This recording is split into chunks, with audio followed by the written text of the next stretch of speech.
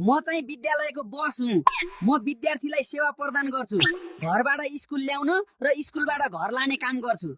नमस्कार, म चाहिँ केमिस्ट्री ल्याब हुँ। यहाँ तपाईहरूले केमिस्ट्रीको एक्सपेरिमेन्ट गर्नुहुनेछ र यहाँ एकदमै ध्यान दिएर केमिकलहरू चलाउनु होला। अब केमिस्ट्री ल्याब भइसकेपछि फिजिक्स ल्याब चाहिँ नहुने त? म चाहिँ फिजिक्स ल्याब हुँ।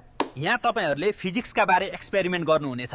नमस्कार, म चाहिँ आइटी डिपार्ट हुँ। यहाँ कक्षा 9 देखि 12 सम्म आइटी पढाइ हुन्छ र यहाँ कम्प्युटर ल्याब र हार्डवेयर ल्याबहरू पनि छ। म चाहिँ यहाँको स्मार्ट बोर्ड हुँ। तपाईले मलाई कक्षा कोठामा देख्न सक्नुहुन्छ। म विद्यार्थीलाई डिजिटली पढाउने काम गर्छु। म चाहिँ यहाँको कम्प्युटर ल्याब हुँ।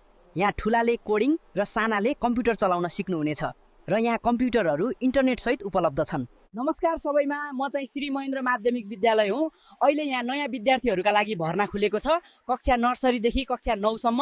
र यदि तपाईँ आइटी पढ्ने सोच्दै हुनुहुन्छ भने अहिले नै फारम भरिहाल्नुहोस्। फारमको लिङ्क चाहिँ कमेन्टमा हुनेछ। अब आउने होइन त महेन्द्र पढ्न।